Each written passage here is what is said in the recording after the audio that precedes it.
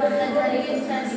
ఇదిగో నా తండ్రి మూడు వచ్చిన బిడ్డలందరినీ మీరు జ్ఞాపకం చేసుకోనండి ప్రభా. ఏ ఒక్కరు ప్రభా ఏ యొక్క అవసరంతో వచ్చి ఉన్నారు, ఏ యొక్క ఆర్థిక పరిస్థితితో వచ్చి ఉన్నారు, ఏ యొక్క శ్రమలతో ఏ యొక్క కష్టంతో వచ్చి ఉన్నారని మీరు ఎరిగి ఉన్నాము అయా. ఇదిగో నీ సన్నిధిలోనే నెమ్మది, నీ సన్నిధిలోనే విడుదల, నీ సన్నిధిలోనే స్వస్థత పరిస్థితుడా. నీ సన్నిధికి వచ్చి నా తండ్రి మోకాళ్ళని ప్రభువా నిన్ను వేడుకుంటూ కనపరుస్తూ ఉండగా పరిస్థితుడా. ఇదిగో యేసు నామములో ప్రభువా ప్రతి ఒక్క అవసరత, ప్రతి ఒక్క ఆర్థిక ఇబ్బంది, ప్రతి ఒక్క స్వస్థత ప్రభువా యేసు నామములో నా తండ్రి కలుగును గాకని ప్రార్థిస్తున్నాం దేవానికి స్తోత్రాలు అయా. నీకే వేలాది వందనాలు. ఇప్పుడు వచ్చిన బిడ్డలందరినీ మీరు జ్ఞాపకం చేసుకోనండి. మా మధ్యలో ఉన్న దైవ సేవకులను మీరు జ్ఞాపకం చేసుకోనండి. ఇదిగో జరిగిన ఆరాధన అంతట్లో మీరున్నారు, జరగబోతున్న ఆరాధన అంతట్లో మీరే తోడుగా ఉండి మీరు ఒక్కరే అధ్యక్షత వహించి మహిమ ఘనత ప్రభావములను పొందుకుంటారని ఈ యొక్క చిన్న ప్రార్థన పాదాల అత్యంత పెడుతూ ఈ కుమారుడు మానవుడు నేనే స్తుతిస్తూ పరిశుద్ధమైన శ్రేష్టమైన నామంలో అడుగుచూ వేడుకొచ్చు ప్రార్థిస్తూ ప్రాధాన్యపడుతున్నాము పరమ తండ్రి. ఆమేన్, ఆమేన్, ఆమేన్, ఆమేన్. దేవుని నామానికి స్తోత్రం. హల్లెలూయా, ప్రైజ్ ది లార్డ్. హల్లెలూయా, హల్లెలూయా, హల్లెలూయా. గొప్ప దేవునికి అందరము గంభీరంగా కృతజ్ఞతలు చెల్లిద్దాం. హల్లెలూయా, హల్లెలూయా, హల్లెలూయా, హల్లెలూయా, హల్లెలూయా. దేవాది దేవుని యొక్క సన్నిధిలో ఇంతవరకు ప్రభు యొక్క అద్భుతమైనటువంటి ఈ ఉపవాసంలో ఉన్న గొప్ప శక్తిని, ఉపవాసంలో ఉన్నటువంటి ప్రభావము, దేవుని బిడ్డలారా సంఘములో ఆయన ఆత్మ అల్లాడుతూ ఉన్నటువంటి ఆ యొక్క శక్తి, ఆ యొక్క నిరీక్షణ ఎంత గంభీరమైనదో. నిజంగా దేవుడు ఈ స్థలములో ఆయన యొక్క ప్రభావము అది వర్ణించలేనిది. నా వల్లే కాదు, ఎవరి వల్ల కూడా కాదు. ఆమేన్. అంత గొప్ప దేవుడు మన దేవుడు. ఆయన ప్రభావాన్ని నిత్యము కూడా మనం అనుభవించడం వరకే తప్ప వివరించలేం. దేవుని బిడ్డలారా ఆయన శక్తిని వివరించలేము, వర్ణించలేము. అంత గొప్ప దేవుడు. ఆయనను మనము చూడాలి, ఆయనను మనము కలుసుకోవాలి, ఆయన మనము మోసుకొని ప్రతిరోజు కూడా వెళ్ళాలి. ఆమేన్. ఈరోజు దేవుడు నిజంగా చాలా శ్రేష్టమైనటువంటి ఇది ఆదివార వర్తమానము, కానీ సమయము ఎన్నో మరి అవకాశాలు. ఈ వర్తమానాలు ఒకవైపు ఏం దేవుడు ప్రతిరోజు లేఖనాలు ధ్యానిస్తున్నప్పుడు ఎన్నో వర్తమానాలు ప్రభువు ఇస్తూనే ఉన్నారు. కాబట్టి నా ప్రియ దేవుని బిడ్డలారా, దేవుడు మరిచినటువంటి వర్తమానము దేవుడికే అర్పిస్తూ ఉన్నాను. అదేవిధంగా ఈ వర్తమానమునకు తగ్గ జీవితము కూడా ప్రభు మనందరికీ సిద్ధపరిచి నడిపించునుగాక. గతంలో ఈ వర్తమానం మీద కొన్ని మాటలు కూడా దేవుడు మాట్లాడారు. అదేంటంటే శ్రమలు ఎన్నో విధాలుగా ఉన్నాయని, ఆ శ్రమల కోసము మీకు చెప్పారు. మొదటగా శ్రమలు, మహాశ్రమలు, గొప్ప శ్రమలు, అగ్ని వంటి శ్రమలు. శ్రమలు, గొప్ప శ్రమలు, మహాశ్రమలు, అగ్ని వంటి శ్రమలు. నిజంగా ఇన్ని శ్రమలు కొన్నిసార్లు మనకి కష్టమో అనుకున్నప్పటికీ కూడా అవి మనకి ఇష్టమో అవునుగాక. ఎందుకంటే కష్టం లేకుండా ఇష్టమైనది ఏది కూడా రాదు. ప్రియ దేవుని బిడ్డలారా, బిడ్డలుగా తండ్రి చెప్పవలసినటువంటి చివరి వర్తమానాల్లోకి వస్తూ ఉన్నాం కనుక ప్రియ దేవుని సంగమా, దేవుడు మన జీవితంలో ఇష్టపడుతూ ఉన్నాడు కుమారులు కుమార్తెలుగా మనల్ని స్వీకరించాలని.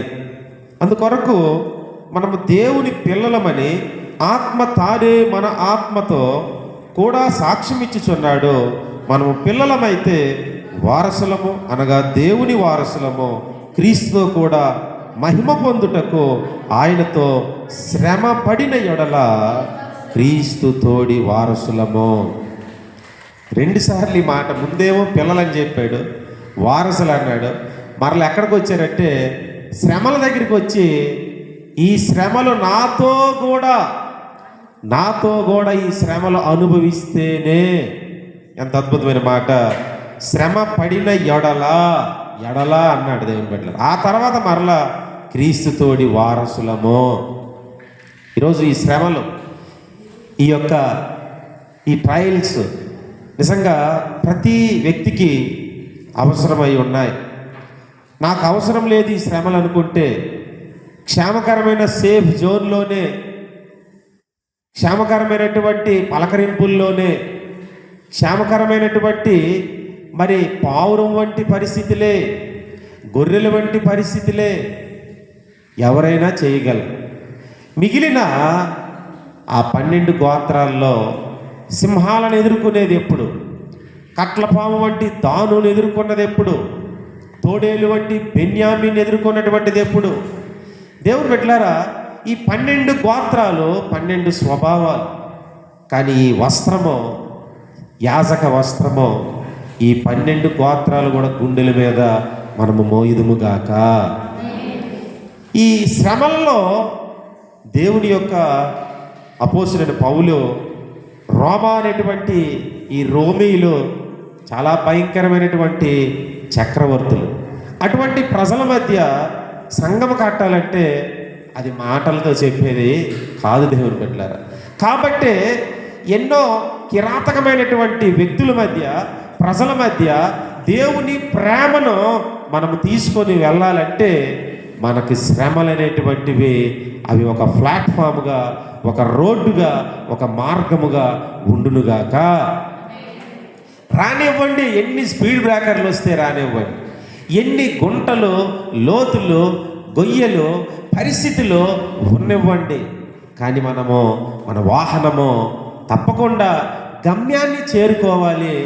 సురక్షితమైనటువంటి అత్తరకు మనం వెళ్ళాలి అంటే ఎన్ని రకాల శ్రమలు మన ముందు ఉన్నా వాటిని మనము ఈ వాహనములో స్టీరింగ్ లేనటువంటి వాహనాన్ని ఆనాటి కాలంలో నోవాహుకు అద్భుతంగా దేవుని బిడ్డలారా, దేవుడే తనకు చొక్కానిగా ఉన్నాడు, దేవుడే తనకు స్టీరింగ్గా ఉన్నాడు. ఆ వాహనము నిజంగా ప్రచండమైనటువంటి ఆ జలముల పైన ఆ నోవా తేలుతూ వెళ్తూ ఉన్నది. భయం లేదు, చింత లేదు, దిగులు లేదు. కారణం ఏంటంటే నడిపించేది నోవాహు అయితే కదా, నడిపించేది నోవాహు భార్య అయితే కదా, నడిపించేది నోవాహు 3 కోడళ్ళు అయితే కదా, నడిపించేది నోవాహు 3 కుమారులు అయితే కదా. సృష్టికర్త అయిన దేవుడే ఆ నోవను నడిపిస్తూ ఉన్నాడు.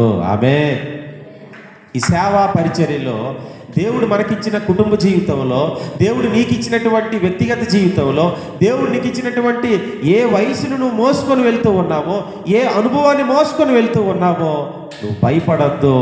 ఎన్ని శ్రమలు వచ్చినా దేవుని బిడ్డలారా లేఖనాలు అంటూ ఉన్నాడు, రండి ఈ శ్రమలు మనము అనేక శ్రమలు అనుభవించి దేవుని రాజ్యంలో మనము ప్రవేశిద్దాము. ఇదేంటి, ఎవరైనా శ్రమల నుంచి తప్పించుకోవాలంటారు, మీరేమయ్యారండి? ఇలాగేంటి శ్రమలో నుంచి వెళ్దామన్న మాట అది నాది కాదు. దేవుని బిడ్డల అపోస్తలుల కార్యాలు 14వ అధ్యాయము అక్కడ భక్తుడైనటువంటి మరి అపోస్తలుడే అనేక శ్రమలు ఆ 22, 21 వచనాల్లో 14వ అధ్యాయం అంటాడు. కాబట్టి శిష్యులను దృఢపరిచి విశ్వాసమందు నిలకడగా ఉండవలనని అనేక శ్రమలు అనుభవించి మనము దేవుని రాజ్యంలో ప్రవేశింపవలనని వారిని బతిమలాడలేదు కానీ హెచ్చరించాడు. ఈ శ్రమలు అనేక శ్రమలు, ఆ శ్రమల కొరకు మనము దేవుని బిడ్డలారా నిజంగా ఒక బిడ్డ అయితే ఆ ఒరిస్సా ప్రాంతంలో మంచి సువార్త పరిచర్య చేసి ఆ దేవుడి కొరకు నిలబడినప్పుడు వారికి బోరింగ్కి వెళ్తే బోరింగ్ కూడా నీరు ఇచ్చేవారు కాదు. వారు బడ్డీకి వెళ్తే, షాప్కి వెళ్తే అక్కడ కూడా రేషన్ ఇచ్చేవారు కాదు. కరెంటు స్తంభానికి వేసి కట్టేసి దేవుడు నొగ్గేస్తావా, ఇవన్నీ నీకు ఇస్తాం చెప్పారంటే ఇవేమి ఇవ్వకపోయినా పర్వాలేదు, నీరు ఇవ్వకపోయినా పర్వాలేదు, బియ్యం ఇవ్వకపోయినా పర్వాలేదు, యేసయ్యే కావాలి. ఇలా శ్రమలు అనుభవించినప్పుడు ఆ శ్రమలకు తట్టుకున్నప్పుడు అక్కడ సంఘము కట్టబడింది. ఆ తరువాత కొన్ని రోజులకి శ్రమలన్నీ ఎగిరిపోయాయి. మరలా ఇప్పుడేమో ఏమమ్మా శ్రమలో వస్తే అప్పుడైతే అనుభవించామండి, ఇప్పుడు మరలా శ్రమలా అనకూడదు. మరలా ఇప్పుడు శ్రమలా అనే మాట మనకు రాకూడదు. ఎప్పుడు శ్రమలు వచ్చినా పర్వాలేదు, ఈ శరీరము సిద్ధమే. ఆమె అలా ఎప్పుడైతే మనం అంటామో దేవుని బిడ్డలారా దేవుడు బహుగా ఆనందిస్తాడు. కాబట్టి శ్రమలు నిన్న అయిపోయేవి, మొన్న అయిపోయేవి, పోయిన సంవత్సరం అయిపోయానంటే కాదు, కానీ రండి, అనేక శ్రమలు అనుభవించి దేవుని రాజ్యములో ప్రవేశిద్దాం. ఎందుకంటే సంఘాన్ని దేవుడు దూతలేమో అక్కడికి వచ్చి ఇది గొర్రె పిల్ల యొక్క సంఘము, ప్రకటన గ్రంథంలో అంటాడు ఇది మహాశ్రమలు అనుభవించి ఇదిగో ఇందులోకి వచ్చింది. ఆమె మహాశ్రమలు అనుభవించిన సంఘము. ఈరోజు శ్రమల కొరకు దేవుని బిడ్డలారా ఎంతగా మనము ఇష్టపడుతూ ఉన్నాం. ఎక్కడ కూడా మనకి ఆటంకపరిచే పరిస్థితులు లేవు, అడ్డుకునే పరిస్థితులు లేవు, ప్రార్థనలు ఎందుకు అని భయపెట్టే సందర్భాలు లేవు. అయినప్పటికీ శ్రమలు అనేవి మనకి కనిపించట్లేదు. కానీ లేఖన భాగాల్లో ఇక్కడ ఎన్నో రకాల శ్రమలు పరిశుద్ధ గ్రంథంలో ప్రభువు సెలవిస్తూ ఉన్నాడు. అంతేకాదు రోమపత్రిక 5:3-4 శ్రమ ఓర్పును, ఓర్పు పరీక్షను, పరీక్ష నిరీక్షణను కలుగు చేయనని ఎరిగి శ్రమల యందునే అతిశయపడుదుము. మనకి ఈ శ్రమ ప్రారంభ అంశమాట. శ్రమ నుంచి మనకి ఏంటంటే ఓర్పు వస్తూ ఉంది. ఇంకా ఎంత ఓర్చుకోవాలో అంతగా నువ్వు చివరికి ఇంకా 100కు 100 అయిపోయింది ఓర్పు. ఇంకా నాయన వీడితో పెట్టుకోకూడదు. ఓర్చుకొని రంపాలు, కత్తులు, గొట్టళ్ళు ఎన్నొచ్చినా ఇంకా చర్మమే ఆ యొక్క దేవుని బిడ్డల అపోస్తులకి ఒలుస్తుంటే బత్తాయి పండు నారంజ పండు మీద తొక్కలు తీసినట్లుగా దేహాల మీద ఉన్నటువంటి చర్మాలు ఒలుస్తుంటే వాళ్ళు ఎంత ఓర్చుకున్నారో దేవుని బిడ్డల. ఆ యొక్క శ్రమ ఓర్పునిచ్చింది. ఓర్పు కాస్త చివరికేమేమో పరీక్షగా మారిపోయింది. ఆ పరీక్షలో ఇంకా ఎన్ని పరీక్షలు వచ్చినా సరే అదే నిరీక్షణకు వెళ్ళిపోయింది. కాబట్టి శ్రమల యందే వారు ఆనందిస్తూ ముందుకు వెళ్ళారు. ఇంకా అంటాడు అదే రోమపత్రిక 8:18 కూడా మన యొడల ప్రత్యక్షము కాబో మహిమ ఎదుట ఇప్పటి కాలపు శ్రమలు ఎన్న తగినవి కావని ఎంచుచున్నాను.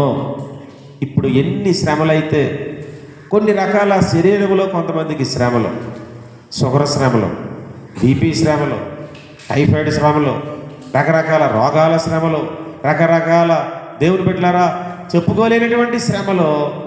ఇవి ఎవరికి చెప్పినా అర్థం కాదయ్యా అని అనుకుంటూ ఉంటాం.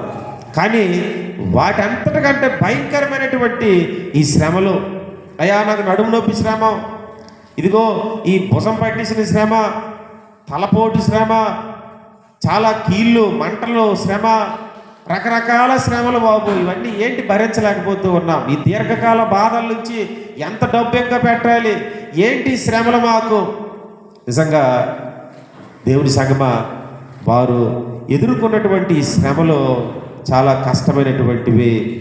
అయితే ప్రభు ఉదయకాలం నాతో మాట్లాడుతున్నటువంటి మాట జఫన్యా గ్రంథంలో 3వ అధ్యాయము 1వ వచనం చదువుతున్నప్పుడు, జఫన్యా 3:1 ముష్కరమైనదియు భ్రష్టమైనదియు అన్యాయము చేయనిదియు నగు పట్టణమునకు శ్రమ.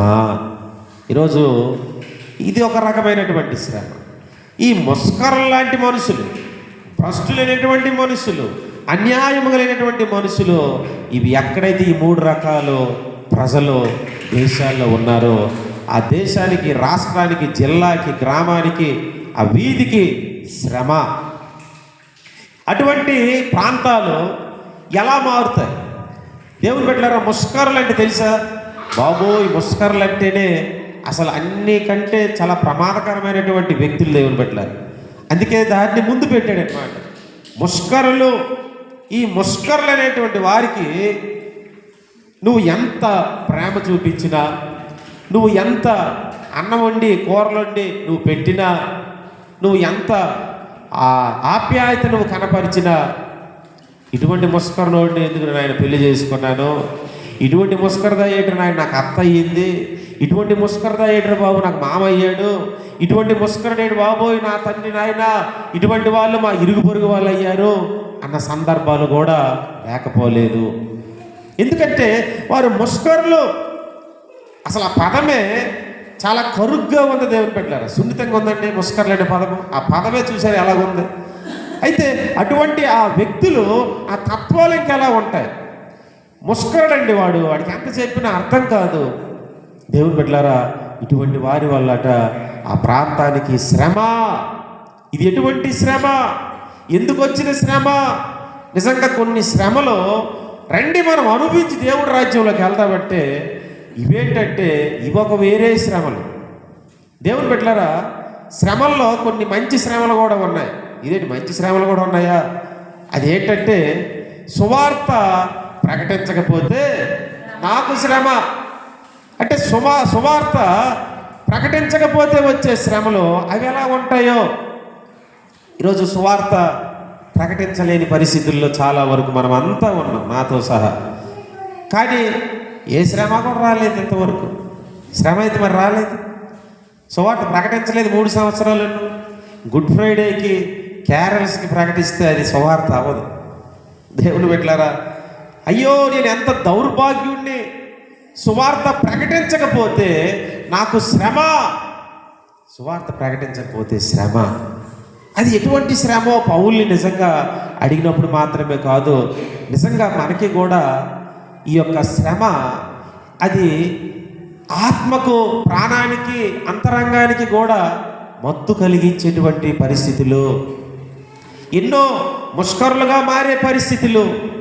దేవుని బిడ్డలారా, సువార్త ప్రకటించకపోతే వచ్చే శ్రమ మనందరికీ కూడా దూరం అవునుగాక. దూరం అవ్వాలంటే మనం తప్పకుండా సువార్త ప్రకటించాలి. ప్రకటించినప్పుడు నువ్వు సంతోషంగా శ్రమలు అనుభవిస్తావు. ఇదేంటి ఇప్పుడే కదా శ్రమలు పోతాయి అన్నారు, మళ్ళీ ఇంకా సంతోషంగా శ్రమలేంటి? 2 రకాలు ఉన్నాయి. అదే మనకి ప్రకటించినప్పుడు శ్రమలు పోయేది ఒకటి ఉన్నది, సంతోషంగా శ్రమలు అనుభవించేటువంటిది వేరే కోణంలో మరొకటి ఉన్నది. అంటే తీపి అనేది ఉన్నది. కొన్నిసార్లు తీపి అనేటువంటిది శరీరానికి ఆరోగ్యము, కొన్నిసార్లు అదే తీపి శరీరానికి హానికరము. అంటే ఏ మోతాదులో తీపి అనేది వెళ్తూ ఉందో, ఏ మోతాదులో తీపి మనకు అవసరమై ఉన్నదో. ఈరోజు ప్రియ దేవుని బిడ్డలారా, దేవుని యొక్క సన్నిధిలో మన జీవితాల్లో ఈ శ్రమ ఎటువంటిది మన శ్రమలో కొన్నిసార్లు మన శరీరానికి కూడా 1 కొరింథీయులు 12వ అధ్యాయంలో 24వ వచనంలో ఒక మాట అంటున్నాడు. సుందరములైన మన అవయవాలకు ఎక్కువ సౌందర్యం అక్కర్లేదు. సుందరములైన మన అవయవాలకు ఎక్కువ సౌందర్యము అక్కరలేదు. అయితే శరీరములో వివాదము లేక అవయవములు ఒకదానికొకటి ఏకముగా పరామర్శించలాగున దేవుడు తక్కువ దానికే ఎక్కువ ఘనత కలగజేసి శరీరమును అమర్చి ఉన్నాడు. కాగా ఒక అవయవము శ్రమపడినప్పుడు అవయవములన్నీ దానితో కూడా శ్రమపడును. ఒక అవయవము ఘనత పొందినప్పుడు అవయవములన్నీ దానితో కూడా సంతోషించును. ఇక్కడేంటంటే మన దేహంలో ఉన్న అవయవాలు సంఘంలో ఉన్న అవయవాల కోసం మాట్లాడుతుంది. సంఘంలో ఉన్న అవయవాలు ఎక్కడున్నాయి? సంఘంలో ఉన్న అవయవాలు మనమంతా కలిస్తే ఒకే దేహము, వేరు దేహాలే.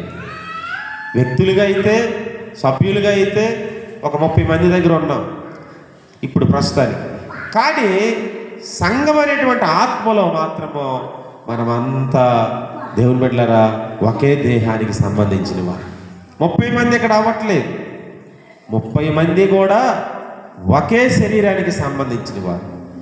కాబట్టి నీకు గాయమైనప్పుడు పెద్దగా ఇదిగో నాకు నొప్పి లేదు అని పాదము అనకూడదు. ఆ తలుపు దగ్గర చివరన కూర్చున్నారు కదా, వారేమో తలండి, ఇదిగో నేను ఈ చివరనున్నాను, పాదాలు గోరు కాబట్టి నాకు నొప్పి లేదు అనడానికి లేదు. అక్కడేమంటాడంటే దేవుని బిడ్డలారా, దేవుడు ఒక అవయవమును శ్రమపడినప్పుడు అవయవములన్నీ దానితో కూడా శ్రమపడును. అవయవాలన్నీ కూడా శ్రమ. ఈరోజు బాధల్లో ఉన్న కుటుంబాలు, మిగిలిన కుటుంబాలు ఆ బాధల్లో నిజంగా ఏకీభవించగలుగుతూ ఉన్నామా? మీకు తెలియదు, నా దగ్గరికి వచ్చి చెప్తుంటారు. ఎన్నో సమస్యలు గంటేసి మాట్లాడుతారు, ఒక్కోసారి 2 గంటలు కూడా మాట్లాడుతారు. అయినప్పటికీ కూడా వారి శ్రమ, వారి కష్టాన్ని, వారి బాధని నేను ఒక్కడనే తండ్రినా, అంటే సంఘానికి నేను ఒక్కడనే తల, ఇక్కడ ఏమంటాడు? మొత్తం అందరము కూడా అవయవాలమై ఉన్నాం. మరి నాకే బాధ ఎందుకు కలుగుతూ ఉంది? మీకెందుకు బాధ కలగట్లేదు? మీకెందుకు నొప్పి కలగట్లేదు? కనీసం ఆ వీధిలో ప్రార్థన పెట్టినప్పుడు ఆ వీధిలో ఉన్నోళ్ళే రారు. కనీసం ఆ వీధిలో ఉన్నారు రారు కదా. ఎక్కడో సంబంధం లేని ఆ చివర ఎక్కడో ఉన్నవారు ఒక 3-4 మాత్రము. ఎందుకు వారి అవయవాలకి ఈ భారం? వారి ప్రాణానికి ఎందుకు ఈ యొక్క చాలా కష్టము? వారికి మాత్రమే ఆ టైం టేబుల్, వారికి మాత్రమే ఈ ప్రకటనల, వారికి మాత్రమే ఈ ప్రయాస. మిగిలిన వారి పరిస్థితి ఆ అవయవాలకి సుందరములు మాత్రమే కోరుతూ ఉన్నాయి తప్ప శ్రమ అనేది ఎందుకు రావట్లేదు? ఇదొక శ్రమ. ప్రియ దేవుని బిడ్డలారా, ఈరోజు దేవుడు మన జీవితంలో అవయవాలన్నిటికీ కూడా శ్రమ కలిగినప్పుడు అవయవాలన్నీ కూడా బాధ కలుగుతూ ఉంటుంది. ఇప్పుడు షుగర్ వచ్చింది అనుకోండి, ఒక కాలుకు మాత్రమే షుగర్ వస్తుందా? శరీరం మొత్తం వస్తుంది. కానీ అదేంటో కానీ క్యాన్సర్ మాత్రం చూడండి, ఒక భాగానికి వస్తే ఆ ఒక్క భాగానికి మాత్రమే క్యాన్సర్ అనేది ఉంటుంది. దేవుని బిడ్డలారా, జ్వరం వచ్చింది అనుకోండి, మొత్తం అవయవాలన్నిటికీ కూడా జ్వరం అనేది ఉంటుంది. అయితే ఈ శ్రమ అనేటువంటిది మాత్రము సంఘములో అందరికి వచ్చినప్పుడు ఎవరు కష్టాలు పడినా ఇబ్బంది పడినా అందరము కూడా దాన్ని తీసుకుందుముగాక. అది తీసుకున్నప్పుడే అది ఒక ఇంటి వాతావరణం అవుతూ ఉంది. కాబట్టి ముష్కరమైనది, భ్రష్టమైనది, అన్యాయం చేయనిది పట్టణం నాకు శ్రమ. ఈరోజు ఈ పట్టణము ఇది యెరూషలేము అనే పట్టణం, సియోను అనే పట్టణం, పరలోకమనే ఈ సంఘం అనే పట్టణములో దేవుని బిడ్డలారా ఏకాంతరములోకి రావాలని ప్రభు కోరుకుంటూ ఉన్నాడు. ఎప్పుడు కూడా ఒక మాట మనము చదువుతూ ఉంటాం. హబక్కూకు గ్రంథంలో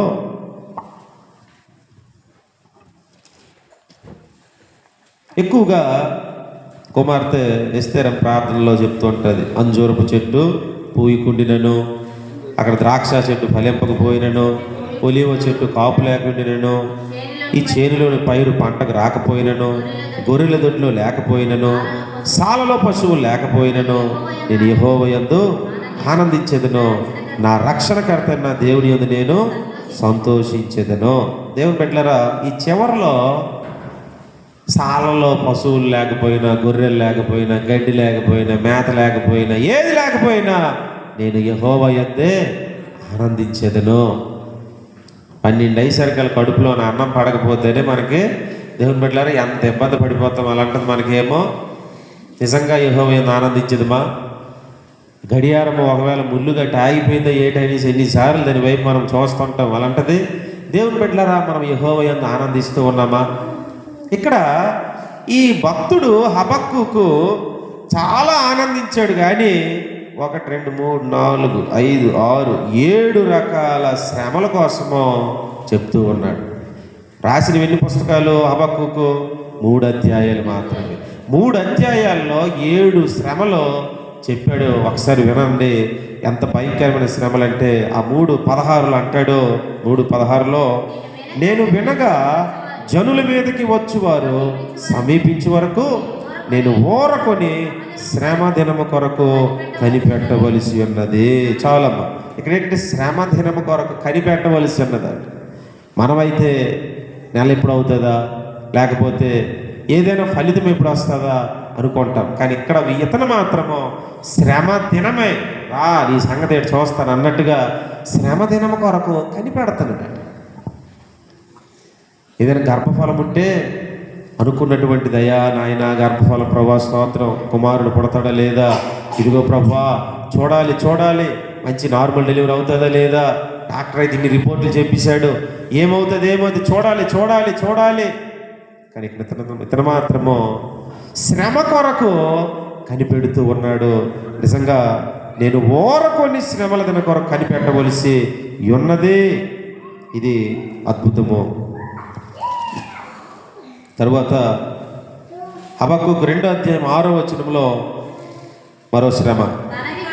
తనది కాని దాని నాక్రమించి అభివృద్ధి నొంది వానికి శ్రమ. ఇక్కడ ఏంటంటే మనది కానిది మన పేరు మీద రాసుకొని మన పేరు మీద ఏలుబడి చేస్తామంటే అది ఏదైనా సరే వారికి శ్రమే. దేవుని బిడ్డలారా, ఎంత భయంకరమైన మాట తెలుసా? ఈ రోజుల్లో పట్టణాల్లో చాలా మరి కబ్జాలు ఎంత ఘోరం అంటే ఆ దాదాగిరి చేసి మరి కూడా చాలా మరి ఆక్రమించుకుంటున్నారు. కానీ చివరికి వారు బలాన్ని బట్టి వారు అనుకుంటున్నారు, కానీ తప్పకుండా శ్రమలు అనేవి ఉన్నాయి. తనది కాని ఆక్రమించి అభివృద్ధి నొందిన వానికి శ్రమ. రెండవదిగా తాకట్టు సొమ్మును విస్తారముగా పట్టుకుని వానికి శ్రమ. తాకట్టు సొమ్ము అని ఏదైతే ఇప్పుడు చూడండి, పాత రోజుల్లో మరి ఇప్పటికి కూడా ఉన్నాయి, కంచు బిందులు తాకట్టు. నమ్మకం లేదు, సరే నీకు 200 డబ్బులు ఇవ్వాలి, నీ దగ్గర ఏంటి కంచు బిందుతాయమ్మా, నీ దగ్గర ఏంటి స్టీల్ బిందుతాయమ్మా, లేకపోతే నీ దగ్గర ఏంటి ఉంది, బీరువా ఉందా, లేకపోతే ఏమైనా ఉన్నాయా ఆ వస్తువులతో, లేకపోతే బంగారం ఉందా, వెండి ఉందా, తాకట్టు. ఆ తాకట్టు డబ్బులు పాపమో అవి ఎలాగంటే 100 రూపాయల బిందె అయితే ఈ వడ్డీ ఏమో 1000 రూపాయలు అయిపోయింది అనుకోండి. ఇదే బిందె 100 రూపాయలు అయితే వడ్డీ 900 ఎక్స్ట్రా అంటే ఆ తాకట్టు వదిలిడమే. మరి ఆడు ఫోన్లే నాయన ఆ 100 ఇచ్చి బింది తీసుకెళ్ళిపోని అంటారా? అండవు. కాబట్టి వాడికి కూడా ఏమవుతుందంటే తాకట్టు సొమ్మును విస్తారముగా పట్టుకుని వారికి కూడా శ్రమ. దేవుడు వదలట్లేదు దేవుని బిడ్డలారా. తర్వాత అక్కడ 10వ వచనంలో అంటున్నాడు, 9వ వచనం, తనకు అపాయం రాకుండానట్లు తన నివాసమును బలపరుచుకొని తన ఇంటి వారి కొరకై అన్యాయముగా లాభము సంపాదించుకుని వారికి కూడా శ్రమ. ఇదేంటి ఇంత ఘోరంగా ఉంది? తన ఇంటి వారి కొరకు అన్యాయముగా, ఇంటి వారేనండి మంచిదే, కానీ అన్యాయముగా వచ్చేటువంటిది అది ఏదైనా సరే శ్రమలే. దేవుని బిడ్డలారా, దేవుడు మనతో మాట్లాడుతూ ఉన్నాడు. ఒకవేళ మన ఇంట్లో అన్యాయముగా చూడండి, ఏదైనా ఆర్టీసీ వాళ్ళ ఇంటికి వెళ్ళండి, బస్సులు నడిపించే వారి ఇంటికి, ఆ ఇంట్లో ఉన్న అద్దాలు, బస్సులో ఉన్నటువంటి అద్దాలే, టైర్లు, అవి కూడా నూతుల మీద ఈ ఏమంటారు, నూతుల కింద నందలు ఉంటాయి కదా, ఆ నందలకు వదిలి టైర్లు కప్పుతారు అనమాట. ఒక్కొక్క నంద, 2వ నంద, 3 నంద, 4 నందలు టైర్లు ఉంటాయి. ఇంకా హారన్లు, పీ అని అంటది కదా, హారన్స్ అనమాట. దేవుని బిడ్డలారా, ఇంకా ఆ బస్సులో ఏమేమి ఉన్నాయో సీట్లు, బస్సు సీట్లు సోఫా సెట్ అనమాట. బస్సులో ఉన్నటువంటి మంచి ఏడ చూస్తే బస్సే లేకపోతే ఇల్లు ఎంతకని. దేవుని బిడ్డలారా, హాస్పిటల్లో పనిచేసిన వారి పరిస్థితి చూడండి. ఇంట్లో మొత్తము కూడా ఇంకా హాస్పిటల్లో ఉన్నవన్నీ కూడా ఫ్రీ అన్నమాట. దేవుని బిడ్డలారా, ఇవంతా కూడా శ్రమలే. ఇంటి వారి కొరకు, ఇంటిని అన్యాయముగా లాభం సంపాదించుకునే వారికి శ్రమ.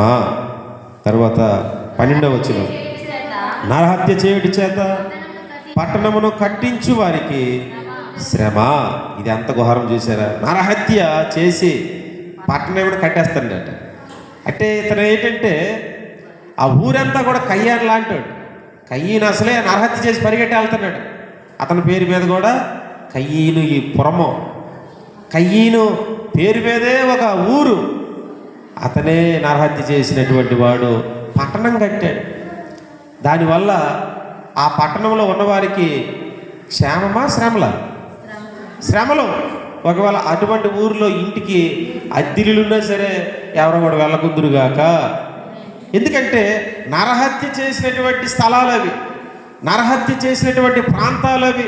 దేవుని బిడ్డలారా, అటువంటి ప్రజలకు అవి శ్రమలు ఆ పట్టణాల్లో ఉన్నాయంటున్నాడు. 15వ వచనం, తమ పొరుగువారి మానము చూడవలనని ఘోరమైన ఉగ్రతను కలిపి వారికి త్రాగనిచ్చి వారిని మత్తులుగా చేయి వారికి శ్రమ. ఇది ఎంత మరి ఘోరమంటే, ఎంత ఘోరమంటే నిజంగా మొన్న ఒక బ్రదరు హైదరాబాద్లో ఫోన్ చేస్తే, ఏంటి క్రిస్మస్, హ్యాపీ క్రిస్మస్ అని అంటే, హ్యాపీ క్రిస్మస్ అండి, ఎలాగైంది, బాగా క్యారల్స్ అయిందంటే, ఏం క్రిస్మస్ అండి, ఏంటి పరిస్థితి, చాలా భయంగా ఉంది అసలు, మన సంఘ పెట్టలే, ఏరా మామ ఏరా తమ్ముడు అనుకుని వెళ్తే పెప్సీ అనుకొని ఇస్తే తాగితే ఒక అరగంట తర్వాత కిక్ ఇచ్చేస్తుందండి, ఇదేంటిది పెప్సీ తాగితే కిక్ ఇవ్వడం ఏంటంటే పెప్సీలోనే మందు కలిపి ఇచ్చారండి.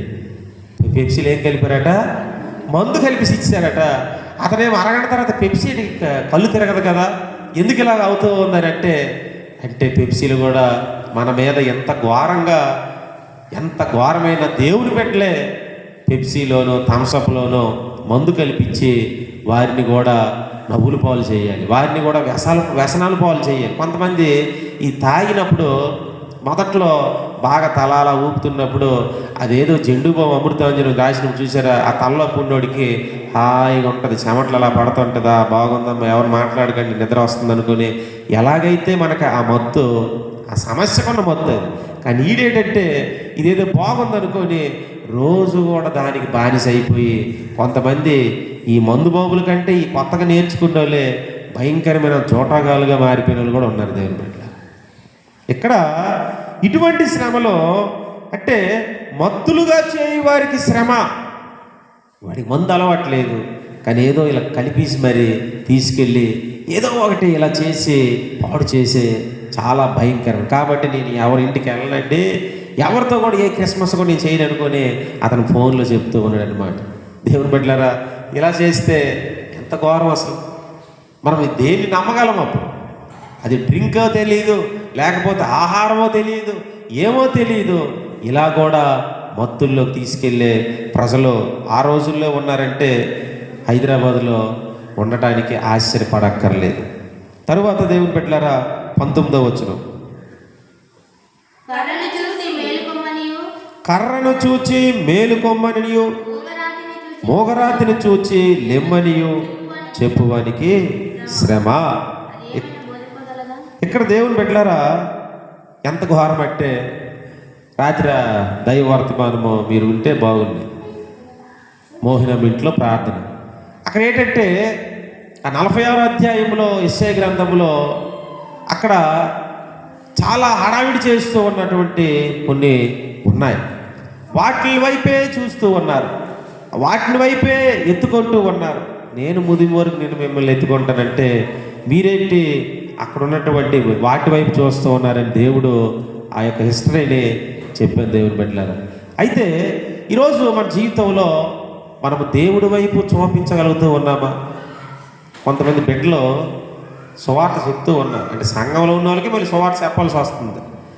ఆల్రెడీ సువార్త విని సంఘంలోకి వచ్చాము, మరలా వెనక్కి లోకంలోకి వెళ్ళిపోయిన వారు, చాలులేమ్మా, నువ్వు ఒక్కదానివే భక్తురాలివి, నువ్వు ఒక్కదానివే తాయితులు ఎందుకమ్మా కట్టావు, ఎందుకమ్మా రక్షలు కట్టావు, ఎందుకమ్మా మంత్రాల దగ్గరికి వెళ్ళావు, ఎందుకమ్మా ఈ పూజలు చేసావంటే ఇది ఒక్కదాయి ఉందండి చెప్తుంది ఇది అని ఎంతోమంది బిడ్డలకి మీరు అన్నారు. వారు నాకు వచ్చి మరలా ఆ బాధను వ్యక్తపరిచారు. కానీ ఇక్కడ దేవుడు అట్టి వారికి కర్రను చూచి మేలుకోమనియు మోగరాత్రి చూచి లెమ్మనియు చెప్పువాడికి శ్రమ. మేలుకో మేలుకో అని ఎవరన్నారు? ఒక న్యాయాధిపతి, దెబోరా మేలుకో మేలుకో, సిసేరని మీదకి రాబోతూ ఉన్నాడు రథాలతో. ఈరోజు ఏ విధమైనటువంటి మేలుకోవాలి? దేవుని యొక్క శక్తితో మనం నింపబడే వారిగా మేలుకోవాలా, లేకపోతే ఏవేవో దిక్కులు చూసి మనం మేలుకోవాలా? దేవుని బిడ్డలారా, అటువంటి వారికి కూడా, అటువంటివి నేర్పిస్తున్న వారికి కూడా శ్రమ. ఈరోజు దేవుడి వైపే మనం చూపించాలి. లోకంలో ఇంకా ఏదైనా సరే, ఆకాశమందు కానీ భూమి మీద ఏది చేసుకున్నా సరే అది దేవుడికి అసహ్యమే. నా నామమే మీకు ఉండాలి తప్ప ఇంకా వేరే నామము ఉండకూడదు. ఈరోజు ఎంతమంది ఇంకా ఇంకా కొన్ని శ్రమలకు గురైపోతూ ఉన్నారు. మీ ఇష్టం మరి. దేవుని బిడ్డలారా, యేసు మాత్రమే మనకి దేవుడు, ఇంకా వేరేది ఏది కూడా ఉండకూడదు. ఈరోజు ఈ రకాల ఈ శ్రమలన్నీ కూడా దేవుని బిడ్డలారా మన జీవితంలో ఉండకుండానట్లు మనము దేవుణ్ణి వెంబడిద్దాం, దేవుణ్ణి మనము అనుసరిద్దాం. ఎటువంటి శ్రమలకు నువ్వు ఇష్టపడుతున్నావు? నీకు నువ్వు తెచ్చుకున్న శ్రమలా, లేకపోతే బయట కాచుకొని ఉన్న శ్రమలా, లేకపోతే 7 రకాల శ్రమలా? దేవుని బిడ్డలారా, సువార్త ద్వారా వచ్చేటువంటి శ్రమలా, లేకపోతే అద్భుతమైన మాట, రండి దేవుని రాజ్యంలో మనము ప్రవేశించినట్లు అనేక శ్రమలు అనుభవించి దేవుడి దగ్గరికి వెళ్దాం. ఎటువంటి శ్రమ నువ్వు ఈరోజు అనుభవిస్తూ ఉన్నావో, ఎటువంటి శ్రమ నిన్ను చుట్టుముట్టిందో దేవుని సన్నిధిలో ప్రార్థన చేద్దాం. కళ్ళు మూసుకోండి. ఎటువంటి శ్రమలో నువ్వు అల్లాడిపోతూ ఉన్నావు, ఎటువంటి శ్రమ నిన్ను విడవట్లేదు, ఎటువంటి శ్రమ నిన్ను అసలు ఎంత ప్రార్థించినా, ఎంత ఉపవాసాలున్నా, ఎంత దేవుని సన్నిధిలో కన్నీరు కారుస్తూ ఉన్నా కొన్ని శ్రమలైతే దూరం అవ్వట్లేదు. ఎందుకు దూరం అవ్వట్లేదు? ఆ శ్రమలకు ముఖ్యమైనటువంటిది ఏంటని మనం దేవుని సన్నిధిలో పరిశీలన చేద్దాం. దేవుని బిడ్డలారా, ప్రార్థన చేసుకుందాం. ఈ శ్రమల నుంచి ప్రభు మనలను విడిపించాలా, లేకపోతే దేవుడే ఇష్టపడి ఇస్తున్న శ్రమలు మీరు దేవుని కుమారులు అనబడాలంటే క్రీస్తుతో కూడా శ్రమలు అనుభవించు వారిగా వారసులైనట్లుగా ఎటువంటి శ్రమలు మనము చేద్దాం, ఎటువంటి శ్రమలు మనము అనుభవిద్దాం. దేవుని బిడ్డలారా, ప్రార్థన చేసుకుందాం. దేవుడు మనతో మాట్లాడిన వాక్యము ఫలించులాగున ప్రార్థన చేసుకుందాం. మన మధ్యలో ఉన్న కుమార్తె మాధురమ్మ ప్రార్థన చేస్తాం.